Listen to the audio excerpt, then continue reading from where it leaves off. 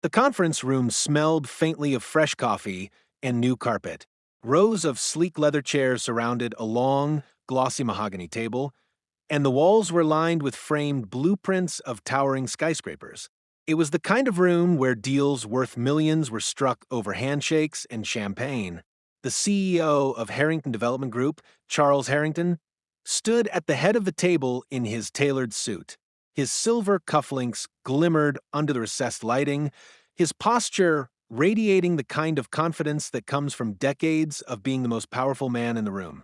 Today, he was there to review final designs for the company's most ambitious project yet, a $300 million cultural center that would redefine the city skyline. The architectural team sat on one side of the table, laptops open, portfolios stacked neatly. Assistants scurried in and out, setting up projectors and pouring mineral water into crystal glasses. And in the far corner, leaning casually on a mop, stood David Miller. Most people didn't notice him at first. Just another janitor finishing his morning rounds before the meeting. His green maintenance uniform was a stark contrast to the sea of navy suits and silk blouses. He kept his head down, quietly wiping a small smudge on the glass door. He had no reason to be part of this meeting. At least, that's what everyone assumed. The lead architect, a young man in a slim-fit suit named Ethan Cole, began presenting. His voice was smooth, but there was a nervous edge to it. The slides flashed onto the projector, sweeping curves of glass, open-air courtyards, intricate patterns inspired by the city's history. When he finished, Charles Harrington frowned. He didn't sit down. "This isn't it," the CEO said flatly. "It's beautiful, yes, but it doesn't breathe. It doesn't tell the story I want told. This project is about legacy. I want people to walk into that building and feel something in their bones." Ethan cleared his throat. "Well, sir, this is the design Harrington cut him off with a sharp gesture. "No, bring me the real architect. The one who understands what I'm asking for. The one who can give me more than pretty lines on a page." The room went uncomfortably still. Ethan glanced at his team. "Sir, I said the real architect," Harrington repeated, his voice dropping to a cold, impatient register. "Not whoever put this slideshow together. The visionary. The one who can tell me why this building exists beyond profit." The team shifted awkwardly. One woman stared down at her notes. An intern fiddled with a pen. And then from the back of the room, a voice spoke. "I can tell you that," the voice said. Every head turned. David, the janitor, was standing upright now, mop set carefully against the wall. His dark eyes were calm, but there was a quiet fire in them. Ethan looked bewildered. This is David. He's a janitor," Harrington finished, his eyebrow arching. "What are you doing in my meeting?" David didn't flinch. "I was cleaning the room when the presentation started. I heard what you were looking for, and I think I can show you what you mean." A chuckle rippled through the room. It wasn't malicious, exactly, more disbelief than anything else. Harrington stared at him for a long beat, as if deciding whether to throw him out or humor him. "You're telling me you're the architect I'm looking for?" the CEO asked finally. David's lips curved into a small, steady smile. "I'm telling you I designed that building." The murmurs started instantly. What is he talking about? Is he serious? Ethan looked pale. "Sir, he's not on our payroll as an architect. He's part of facilities."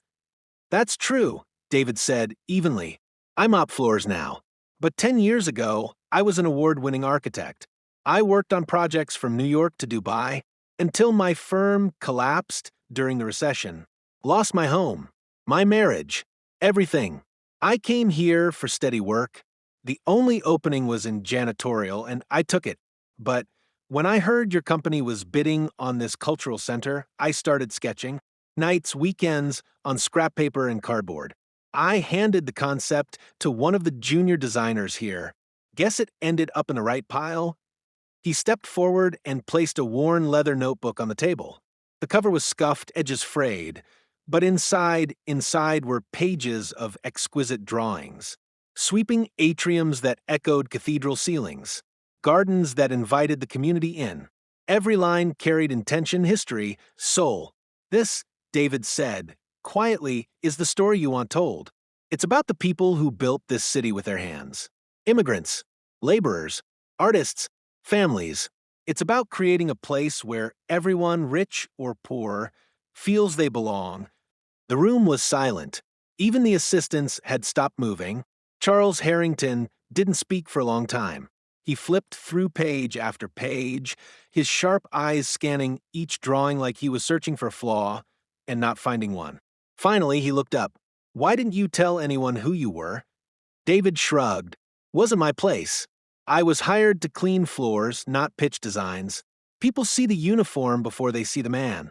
I stopped fighting that a long time ago." The CEO studied him for a moment longer. Then, with a voice that carried through the entire room, he said, "Clear your afternoon. You're coming with me to the board meeting." The board meeting was held on the top floor, with panoramic views of the city. The directors, most of them older men in expensive suits, eyed David with thinly veiled skepticism as Harrington introduced him.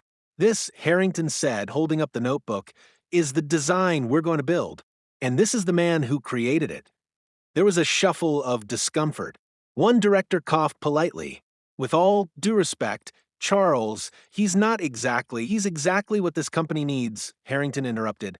"Vision, experience, and a perspective that isn't trapped in ivory towers." David stepped forward. He didn't try to impress them with big words or fancy jargon. He spoke plainly from the heart about how architecture was more than steel and glass. It was memory, identity, and community. By the time he finished, the room was quiet again. But this time, it wasn't disbelief. It was consideration. Within weeks, David was reinstated as a senior architect, officially this time. His notebook became the foundation of the project, with the rest of the team working alongside him to bring it to life. For the first time in years, he swapped his janitor's uniform for a crisp shirt and blazer. But he never forgot where he came from. He made a point to greet the cleaning crew by name, to thank the security guards, to make sure no one in the building ever felt invisible. Harrington visited the site often. One afternoon, watching the first steel beams rise against the sky, he said quietly, "I almost sent you out of that room." David smiled, "And I almost stayed in the corner." 2 years later, the Cultural Center opened with a massive community celebration. There were speeches, ribbon cuttings, and music spilling out into the streets.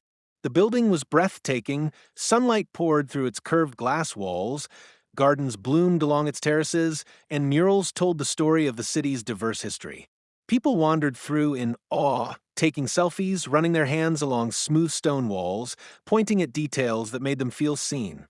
During his speech, Harrington didn't take the credit.